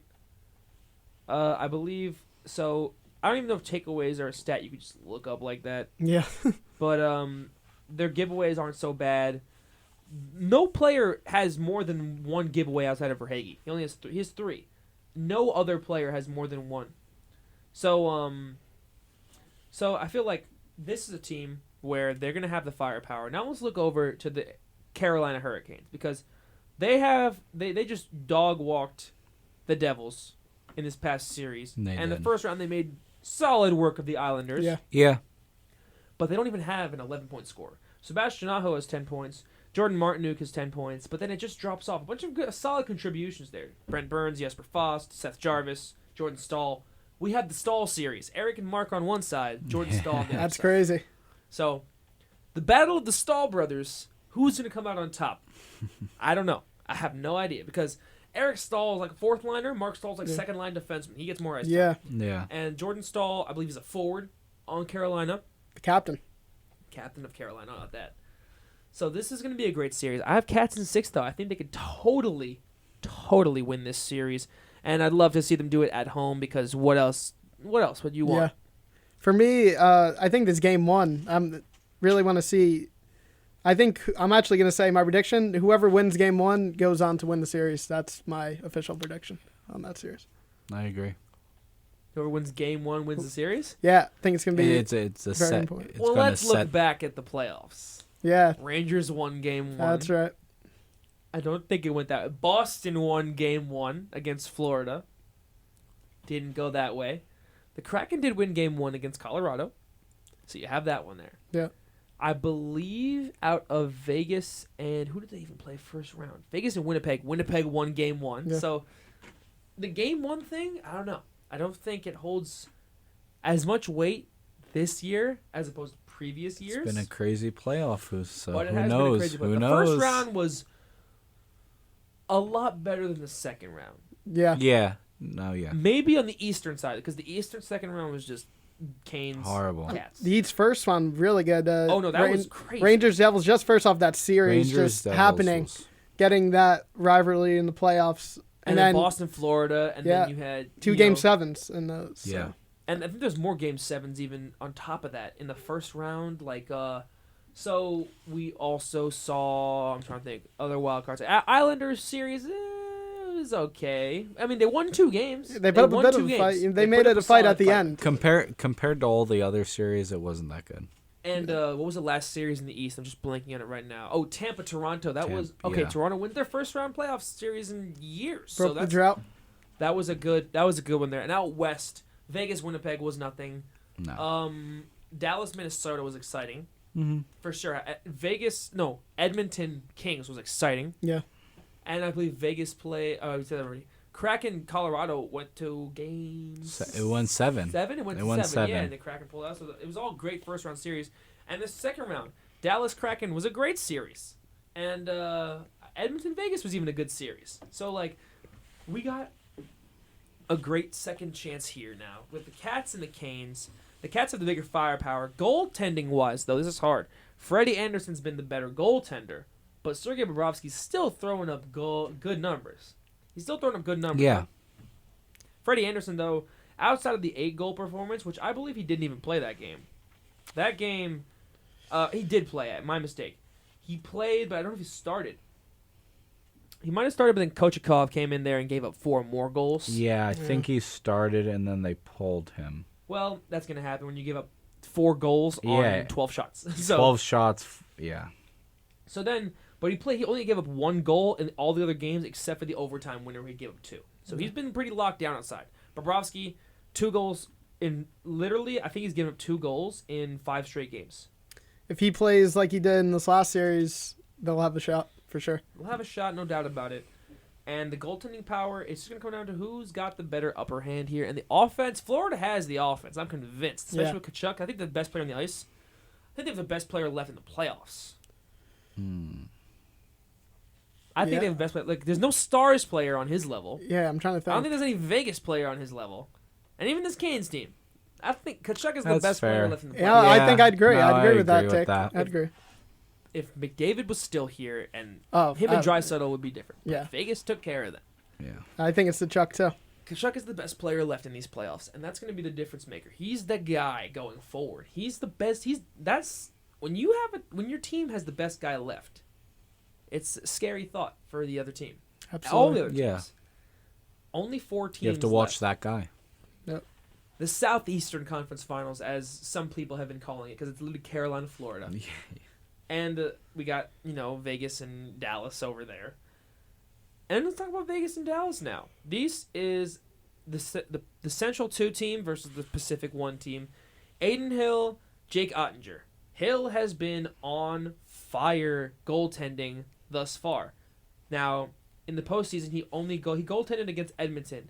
He didn't get any reps in that first round series against Winnipeg. But he did play the last 5 games of the Edmonton series. And he allowed 2 goals, 3 goals, 4 goals, which is his rough performance where they lost. But then he had 2 shutouts. Or he got the shutout in game 2, a 24-save shutout. Because I believe he has to play. Was there an injury to what's he playing for? You understand what I'm saying? Was there an injury? I'm trying to remember. Could have been. So Vegas goaltending here. Let's check it out here. So Jonathan Quick. There's Logan Thompson, Robin Leonard, and Jonathan Quick and Jiri Patera. Those are the goalies 2 and 3. So I believe Quick was playing. So Jonathan Quick was not playing any of the playoff goaltending. No, he wasn't. He's just on the bench there. So in these playoffs thus far, I think it had to be Logan Thompson. No, it wasn't Logan Thompson. Who was playing goaltender? I'm so lost right now. I'm trying to get back to it too. Okay, so it was Brossoit. So it was Lauren Brossoit. He played all the Winnipeg series, right?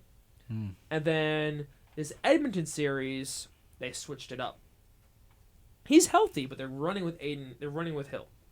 And it's worked so far. He's slashing a really good save percentage. And then on Jake Ottinger's side, lower body injury. Got you. Yeah, that's what I think. So Jake Ottinger, he had some bad games against Seattle, and he had some really good games against Seattle, including, I believe, Game 7. Game 7, he had the shutout up until 20 seconds left. And he had a really good series against Minnesota. At the back end of the series, the last 3 games was great. As the first 3 were okay. The first game, though, he allowed 3 goals and still recorded 93% of his saves. So, this is a man on a mission here. Who is your Conn Smythe pick thus far? I feel like for me, it's between Tkachuk, Rupe Hintz, because you can't knock Rupe Hintz. I think you have to say Tkachuk. I think. I'm going to go Rupe Hintz, honestly, as of thus far, because he has 19 points in 13 games. No slight to Tkachuk, but that's a player. Yeah, 19-13. He also, it's wild. not like it's also not been like he just filling up the stat sheets. He did it big moments in that Game 7. No, yeah. So I'd go with him too. Conn Smythe as of right now, but obviously if they don't continue, he's not going to have a chance. That's right. It's more about who goes the farthest. Yeah. Vegas, Dallas. What are our thoughts on this series? I've got Dallas to win it. I don't think it's going to be Vegas. Oh, boy. Yeah. I'm with you, honestly. I'm with Stars. How many games does it take Dallas to beat Vegas? I'm a lot more confident. I'm going to rock with... This is hard. This is really difficult for me to choose. I'm going to go with 7. In 7? Stars in 7 and Cats in 6. I'm going to go with Stars in 6. Really comes down to goaltending. I think we were just talking about it. I think Ottinger is going to be the guy to get it done. I could see either one going 7, but I'm going to go Vegas and Dallas in 7, and then probably I want to say 7 for the Cats too, both. A Dallas, Florida Stanley Cup final. Everyone in shambles at that. Yeah. But now that's the second round talk. We've got all here. We got all day. There's just 2 playoff series left. ABC, TNT, ESPN are going to be covering all these games. Game 1 is tomorrow. Florida, Carolina. Game 1 on Friday. Dallas versus Vegas. We're going to see some great hockey over the next week. But now, we're going to shift gears real quick. Guys, if back to the locations of teams and stuff like that. The Arizona Coyotes, if they move, Utah, right? Yeah. Yes. The divisions can stay the same. Should NHL divisions be changed at all, or should you guys like them the way they are? I don't see a problem Yeah. with it the way it is right now. So. I like them right now too. The playoff system's great. I think the wild card is great. But imagine it was like the NFL where they had 8 divisions of 4 teams each. And each division winner went to the playoffs. And you had, I'd say, 8 wild cards right behind. So it'd be the same amount of playoff teams. You know, 4 wild cards per conference and 4 division winners. Now, I don't see the need because if that happened, I'd have to change a lot. Yeah. Yes. Yes. Also, rivalries, would they become thicker? But some would also be killed off. That's right. So I feel like the 8-team divisions work the way they do now. Yeah, I don't see you changing those at all. But if the Coyotes end up somewhere like Atlanta, then that's when you have to figure it out, yeah. That starts Atlanta the conversation. Some team would have to move to the Western Conference. Right. Yes, there would be. And that's really difficult. 'Cause you should look up a picture of look up an NHL map of teams right now, and you should look how many teams are out east. Oh, it's a majority. Let's put it this way. In the NBA, Chicago's an Eastern Conference team. In the NHL, Chicago is a Western Conference team. Strictly because there's that many Yeah, it's teams a majority. in the East that they have to put Chicago out West. It's really most of the teams. You got the Canada teams in the West. They go into the West. Except for Toronto, Yeah. Ottawa, and Montreal. Those are all Atlantic teams there. So if a team like the Coyotes move to, let's say Atlanta, right? They join the Atlantic Division. Yes. Now what team is moving to the West? Is it Columbus or Detroit? It's one of those two. I think it would have to be Columbus. I think it would be Detroit. These are such Eastern teams. That's why It really is. I'm so looking Coyote at. they can't move east. I'm looking at Columbus on this map and thinking them in the West. It just doesn't Dude, make It sense. doesn't the make Coyotes sense. have to go to Utah. It's one state away.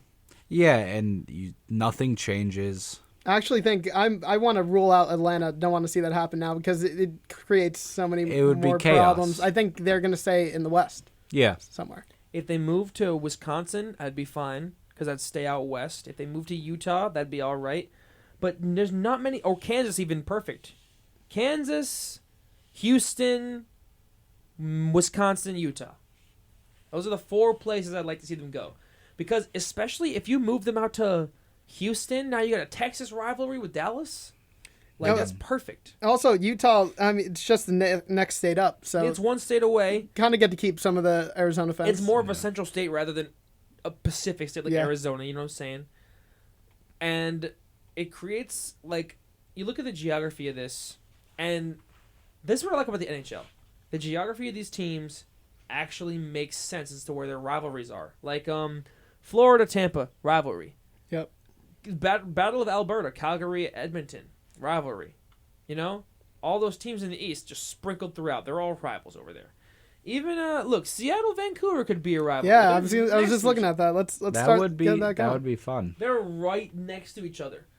And they're both in the Pacific, I believe. So Yeah. once Seattle starts to gain a reputation and they start playing more games, if they meet in a playoff series. Yeah, and then Vancouver's got to get it back together. When when will that happen? If That's Seattle it. can stay competitive and Vancouver gets it back together, I think it could be good. It depends on Vancouver getting it back together. Yeah. Because that's a rough thing when you look at it. And then out west, you have the Ducks and the Kings. I believe that's been a rivalry. And the Sharks. Yeah. Those 3, the California teams. Yeah. California It's teams. always now, been a rivalry. introducing Vegas into that mix. Oh my God, I wanted Vegas to play LA second round. so we can get the Jonathan Quick Revenge series. Yeah, that'd been awesome. But he's not even playing, so Yeah. there's not even a point. But like, if he was playing, Yeah. oh man, that would have been perfect. But like, I see other sports, they don't take care of the geography as well as the NHL has. No. Like, I know this is a hockey show, but like, you're supposed to like. I feel like the NFL. Why are the Cowboys in the NFC East? Give me 3 good reasons for that right now. There's not one. They live in Texas. They're a Texas team. They have a lot of Eastern fans. Like that's the only one. The NHL, like, there's just so many teams east. They need to expand west more. There's Western markets they need to tailor to because they'll have fans up there. Wisconsin should be utilized, and wherever Arizona ends up, this will be a huge one for them. Yeah. If an Eastern Conference team was to move, see, they're all like set in stone where they are. Look, Nashville is out east. Yeah. Out west, my mistake. But even in the NBA, the Memphis Grizzlies are out west. That shows you how many bigger markets are out in the east compared to the west. Yeah, it's just because of straight geography. Like, you have some big markets out west, but not like for Tennessee is not a western state. No, absolutely not. But it's also like a time thing, you know. Yeah. Not a lot of people are going to watch a 10 o'clock game on the eastern side, but a lot of people from California would watch a 7 o'clock game on the eastern side. Exactly. But LA really carries the West market wise. Yes. Like, what else do they? They got LA. You got LA is big. Colorado's big. Yeah. Vegas is getting there. They got a hockey team. They got now an NFL team. About to get a baseball team. Are they really about to get the A's? I think they're going to. They were looking on the strip. Yep. Well, man, if Arizona's moving, I'm down for Utah. I'm down for Wisconsin. I'm down for Houston. I think it'd be sick to see all that. But I'm just happy. How you guys felt about the season as a whole? This NHL season, I was like, being a Panthers fan, I was like, this is bad. We won the President's Trophy last year. Now they're tanking, and now I'm so wrong. I'm so wrong, and in the best way possible. You guys, your thoughts? Just the Rangers fan perspective. Obviously, I was really excited coming in after we made that run last year, and was excited to see how it was going to go. Then we hit that rough patch, and then we had that moment, Trouba against the Blackhawks. He throws his helmet. We were losing. He's yelling at the bench, and then from that spot, we had to come back. And then all for naught. All to collapse. And so those are my... Okay, I don't know. I guess this is true or not. 53 minutes ago, breaking, the Coyotes confirm they'll be staying in Arizona for next season. Yeah, I saw that. They'll be staying at the Mullet Arena. So they're staying in Arizona. Is the Mullet Arena where they were playing? Yeah, ASU. ASU. So they'll be in Arizona for one more year. One more year of the Frats. One more year at Pike. Let's get that cup. NHL Deputy Commissioner Bill Daly. I don't envision a scenario in which the Coyotes are not playing at Mullet Arena next season. And there is a path forward for the Coyotes in Arizona. The club's deal with ASU runs for 2 more seasons. Wow. So it's possible even more than that. They'll be in a... where were their locker rooms? In the middle of nowhere, right? With a mutual option to add 1 more year. No, that's not going to happen. Hopefully not. I think it's great. Like, you'll get attendance at the college because there's not many seats. But it's like now even you read that thing earlier. It's messing with players now, and the organization for the Coyotes are just going to go downhill. The longer they stay in Arizona, the worse things are going to get. Like we're not having players sign now because they're staying in Arizona. So it's like it's going to be a mess. Clayton Keller's dad. Very Yeah. unhappy. So let's talk about NHL awards now. Award finalists, a bunch of finalists for awards have come out. Want everyone's thoughts. Hart Trophy, the big one, the MVP. Connor McDavid dropping 150 points. Yeah. He's the winner. Yeah, easy. But David, so this one's more of the other finalists are David Pastrnak and Matthew Tkachuk. I love it. Love to see Do that. we feel it's the correct idea? For the nominations? Yeah, the nominations. Yeah. Because the winner's different. The winner, everyone has a winner. The nominations specifically. Also, Jack Hughes could have been in that. I've seen that a couple times. I thought about I think he Kucherov. could have. Leon Draisaitl. I'm Yeah. surprised. Yeah. 128 points, Yeah. and he didn't get it. He didn't get in there. He could have easily. But hockey is not all about offense. That's right. It's about defense too, and everything you bring. So you can just look at offensive stats and be like, "Oh yeah, look at this." But how does he play defensively? That's probably where they look at it. Tkachuk was still top 7 in the league in points, along with Pastrnak, who's top 4. Yeah. So you can say Pastrnak played better than Draisaitl. He scored more goals. He was a 60-goal scorer. David Pastrnak scored 60 goals. Only 2 guys did that this year, him and McDavid. As far as Matthew Tkachuk, 40 goals, 69 assists, but Draisaitl threw up 76 assists, 52 goals. I'm just finding it weird that Draisaitl didn't get any recognition because he's overshadowed. He'd be the number 1 on any other team, but he's literally on Edmonton. Yeah. So it's rough for him, but you can't ride those 2 guys into the ground forever if you're a team like that's like you can't. This is they're literally the angels of this league. Yeah. 2 people on the same team also. 2 people on the same team, who are That's the 2 where best players in the league. Yeah, it gets a little dicey. It is You have the to pick Angels. one. You have to pick one. It is the angels of the National Hockey League. It's like if there Absolutely. was Ohtani and Trout It both is, as yep. MVP finalists. That doesn't look great. But it's true though. It's true, but it doesn't look great. So now tell me, what does this team need to do to win games? I mean, they win games. It's nothing like the Angels. The Angels don't even make the playoffs. Yeah. This team wins playoff series. Yeah.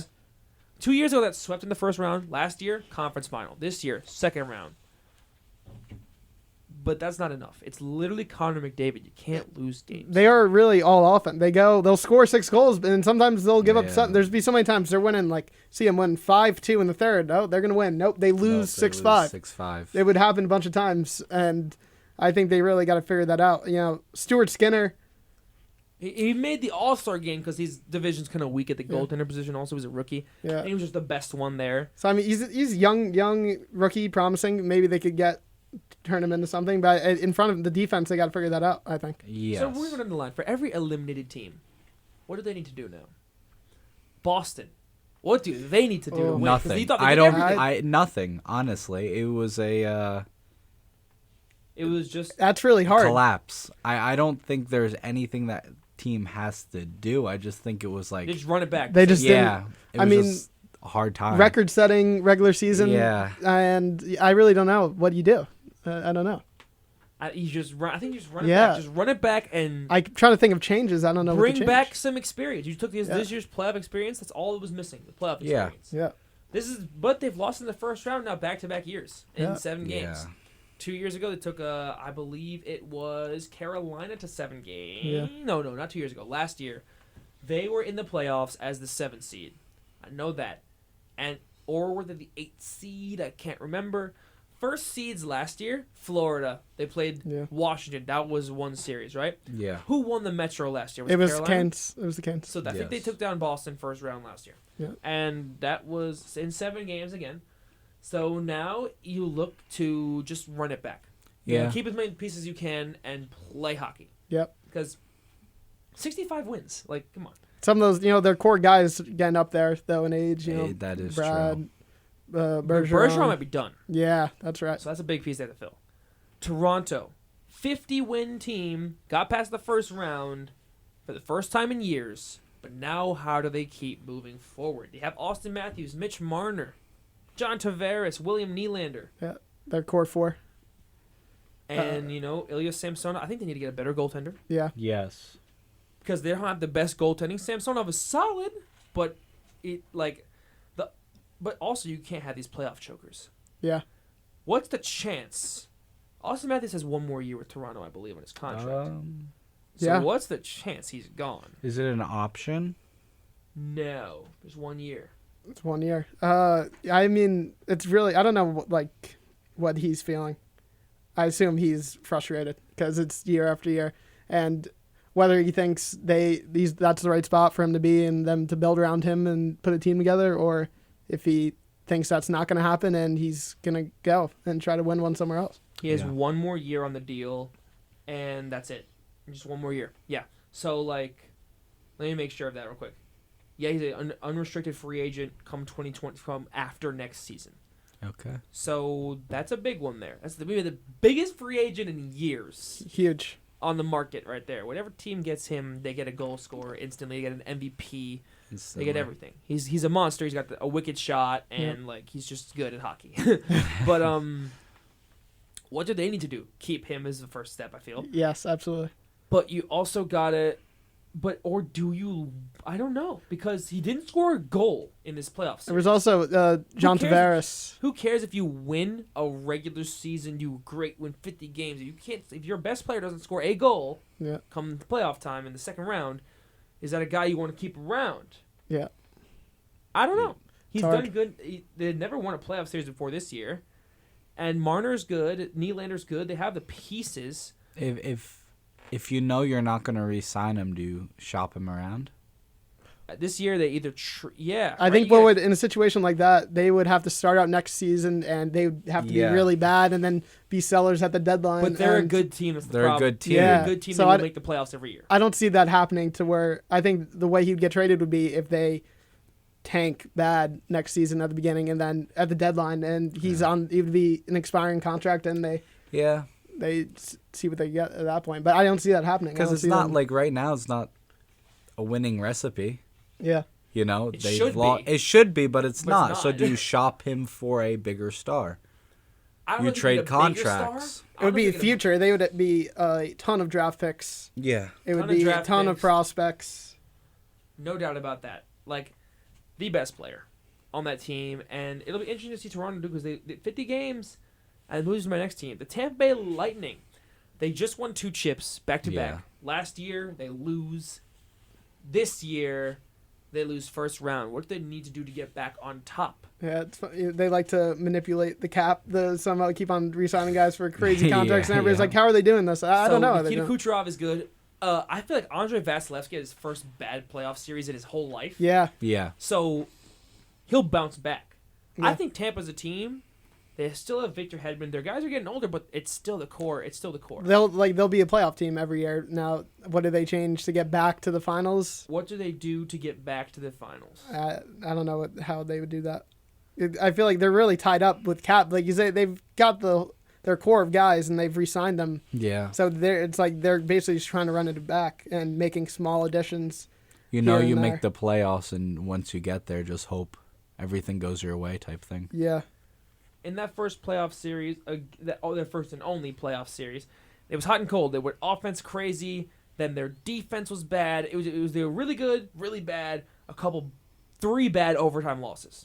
They didn't have the clutch gene. So when you lose a playoff series like that, it's not really like you played poorly. You just sometimes the clutch gene comes into play, and you lose games that are close that you could have totally won. Because also everything wasn't firing at once. Defense was bad. Offense was good. You know, there was never defense was good, offense was good, goaltending was good. You know, it's never all together. I feel like they could just run it back. Yeah, there's absolutely no reason for them to try to blow it up. And not at all. Not at all. So. No doubt about it. They're still a good team. They went to 3 straight Stanley Cup Finals, won 2 of them in a row, and they had 1 bad postseason this year. They can make it happen. Moving to the Metro here, let's start with the Rangers. What do the Rangers need to do to turn this thing around? Like I said in the first hour of the show, got to stop trying at the trade deadline every year to bring in guys. I think we have to let the young guys, almost like a blow it up kind of thing, because I don't know how you come back from after what happened. Okay. And I think we got to completely change the... So their next step is blow it up. Completely change the approach, but not a complete blow up. Like, you still got the core guys. You're just letting the younger guys play more. We don't trade for Tarasenko or Kane to be the winger on the first and second line. We let Capo Caco and Lafreniere do that. We let them do it the whole season. We don't... If they're playing bad, send them to the third line. We let them go. We live and die by them. I think that's the way we go. And finding a head coach. Yes. Yeah. Let's see. I mean, there's Brunette out there. I think that he's we steal him. Man, dude, Bruno, he was a Jack Adams finalist last year. Yeah, I was surprised. That was great. Hired by the Devils as an assistant coach. Yeah, it's like he's a Jack Adams finalist with the best offense ever. So is it really him, or is it the offense that was created by Coach Q? It's a lot. You know what I mean? It's a lot. And I also feel like the Rangers team, running it back is not the way. Yeah. Because if they ran it back with the group a couple years ago, sure. But they got their core. It's great. Their core guys are supposed to be good. They just did not show up in this last playoff. So we need them. The guys, they got to show up. Mika and Panarin have to be there. They can't go ghost again. No, yeah. Absolutely cannot happen. The Devils. What do the Devils need to do to turn it up? Because they're on the way up. Yeah, they're a super young team. So I think you kind of just stay. But I would wish goaltending.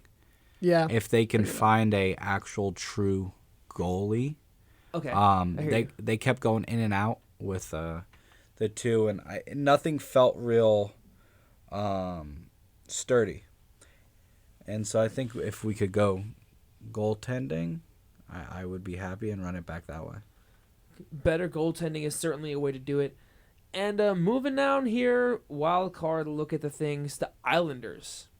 Get an offense. Yes. Literally get an offense. That's all. Like Daniel said this. Like, why is Matt Barzal considered a superstar? Yeah, I agree. I've been thinking this for years now. He's when they never were put up 30 goals in the playoffs, yeah, I'd never thought that he was. They're really trying to overhype him, I think.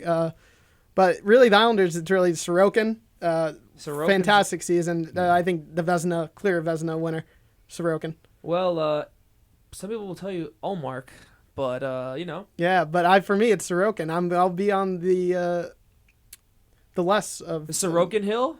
Yeah, I think I'll die on it. I think especially he carried them. That team did not have any business being in the playoffs, and he brought them there. He gave them something. Back to Vezina finals. It's Sorokin, Hellebuck, and Allmark. Yeah, I'm gonna be the guy saying Sorokin. I'll let everybody else will say. Since Allmark. it's a regular season award, I'll give it to Allmark. Yeah, that's but right. If it was, everything, Allmark was. Nah. I think Sorokin more. I feel like he kind of carried the Islanders. He kept them in that series. Yeah. But Allmark was the reason they lost that series. Yeah, almost. and even in the regular season, Allmark, the Bruins had a lot more going for them than the Islanders did.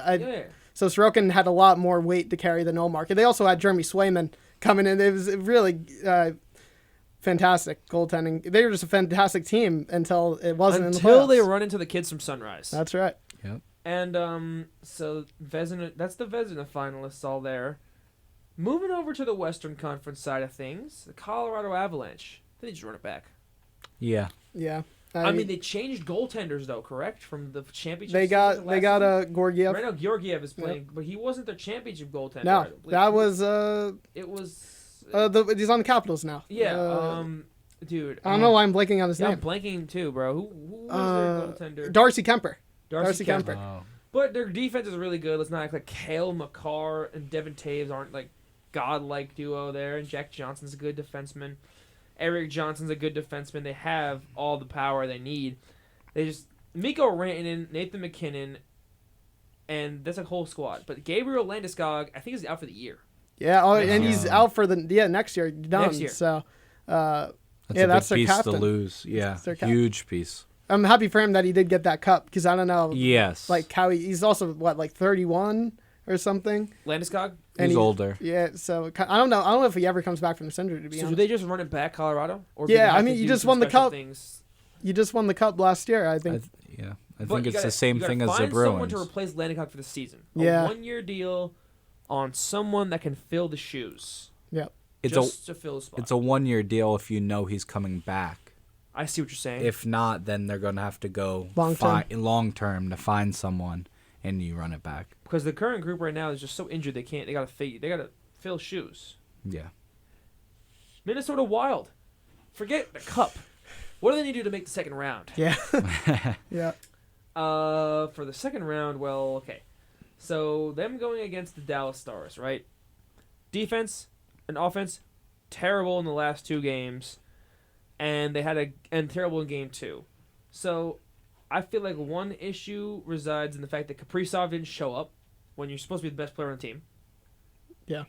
So you got to have no player on the team. Only 4 guys had 4 points or more. John Klingberg, Zuccarello, Gustav Nyquist, and Ryan Hartman. You need to have more firepower, and your stars need to show up. Yeah. But I don't know, dude. It's like Toronto. Like, what do you do to even make the second round if you're Minnesota? You keep running into brick wall after brick wall every year. Your goaltending's good though, Yeah. and you just superstars got to show up though. Zuccarello again up 36. He's going to be next season. Yeah, that's a former Ranger, right? It is. Yes. It is. Great. One of my favorite Rangers of all time. I'll add. Now, let's move on here from the Wild. The Winnipeg Jets. What do they do to win? I feel like Kyle Connor's good. Dubois is good. They have a good Hellebuck. offense. Hellebuck, good. Yeah. Good They just goaltender. need. Morrissey was hurt, so that I think they could run it back with the same group, and just you need another good defenseman because like Neil Pionk is your first line D man on the right side. Like Morrissey they need a better defenseman. I think they can run it back with just better defense, and the offense can put up numbers, and Hellebuck can put up numbers. I agree. And we got some more Western Conference teams here now. There are 3 more. Edmonton. What do they got to do? Fix somehow. Put money in your bottom 6 in your Yes. goaltending. And Yes. your Yes. defense. Yes. Just don't. You can't put it all in your 2 guys. And then you got Darnell Nurse who gets Yeah. paid like crazy. I think, or is it him or someone It else? is. He's got a big contract. Is he worth it? That's the question. I don't know. I don't And know if he is. Evander Kane's solid. Yeah. Nugent Hopkins is a big deal. Yeah. Also, he's the 3rd line center. He's getting paid that money. We know they could score the goals. They got to defend. Defend. Yeah, Yes. you can score as many as possible, but if no one's stopping it for the other team, then you're I hear what you're saying. out of luck. So they totally can not run it back, but they're gonna run it back with the core guys. They just gotta invest in those lower end guys, make some trades, do some Yep. little tweaking to the roster. But I don't know if they can get it done. I feel like it's gonna be just another Angel situation where there's too much money tied into 2 players and they have to shed one of them. I was honestly thinking about like getting rid of Draisaitl, and because honestly, McDavid's enough. You don't need them together. McDavid could do it himself, I think. And you invest that money that you had in Draisaitl on the back end, on the bottom, and Bottom on 6 back and yeah. spread it all out. It's like Yeah. Draisaitl's too good to be. You wish you could have other players, but there's not an endless amount of money. Yeah. So like, is he on a long-term contract right now? I think it's up in like 2 years. Let's see. Let's do some math here. Leon Draisaitl on an 8-year, $68 million deal. So it's actually smaller than Kachuk's contract, but it's still a lot of money. 8 years, $68 million. It's up after 2 seasons from now. Yes. Yeah. 2 years. Do they wait it out? I think they gotta wait it out. Unless you want to trade him as like It's kind of like what I was talking about Yeah. with Matthews. yeah, if they like have a bad season and start taking maybe at the deadline, you look what you get for him. Well, you trade him and get the bottom 6.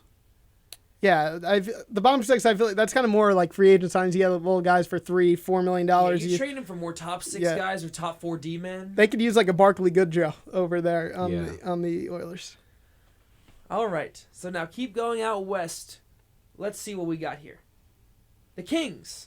What do the Kings have to do to compete? They have to get past the first round. That's your attitude.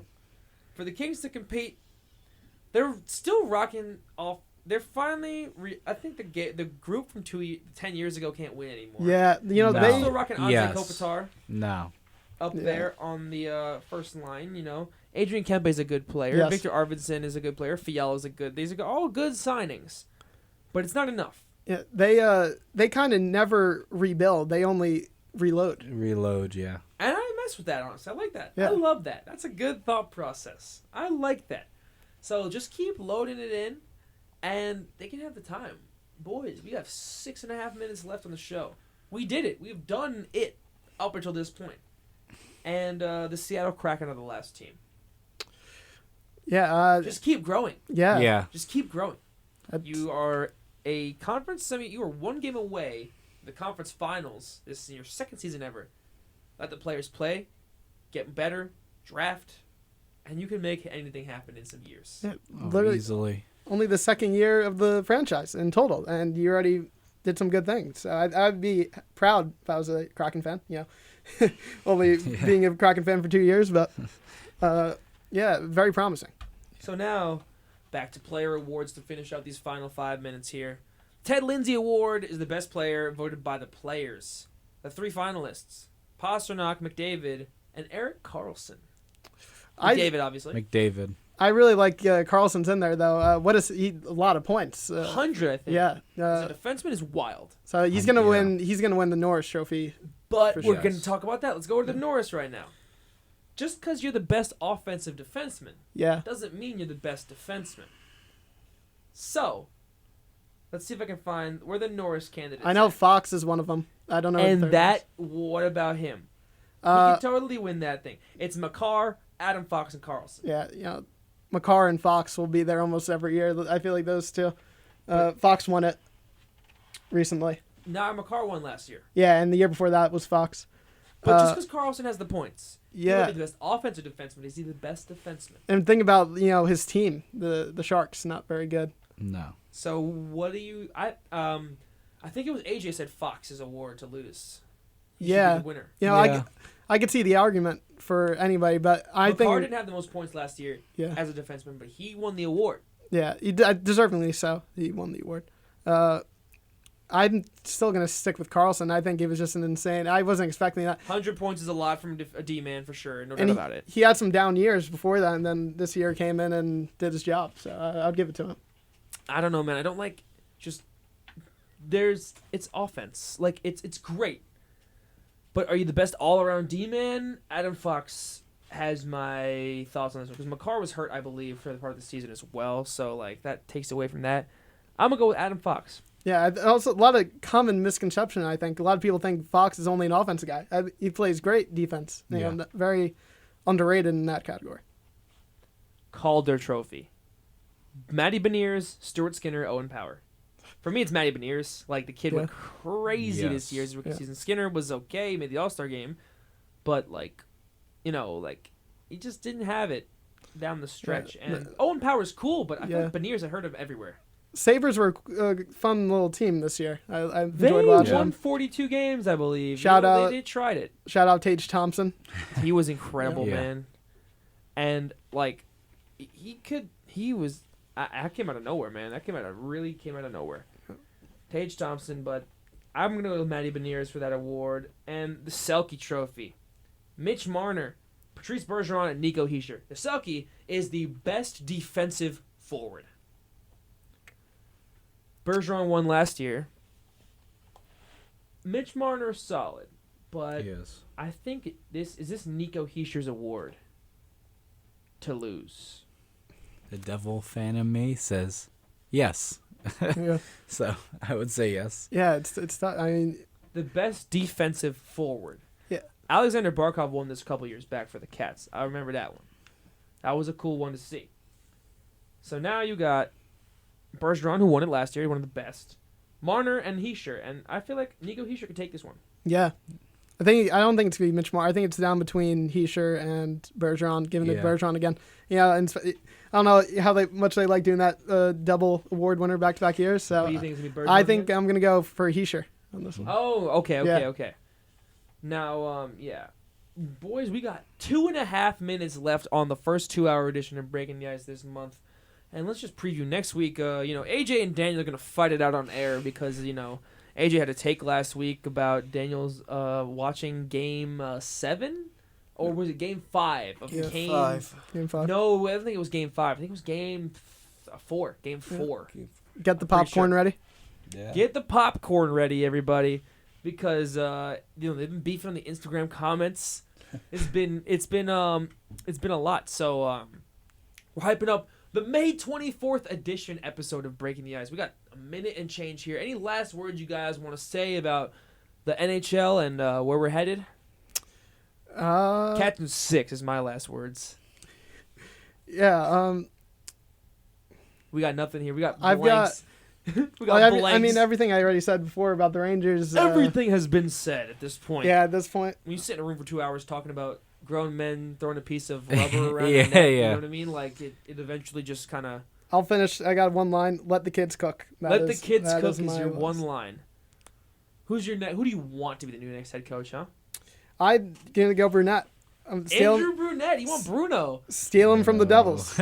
Steal him from the Devils, and let's go. He's a Jack Adams finalist. Max, your final words on this both of y'all's debut. Yes. That's right. Thank you for having me on. It was a lot of fun, and I have to agree, Cats and 6. Hey, 6.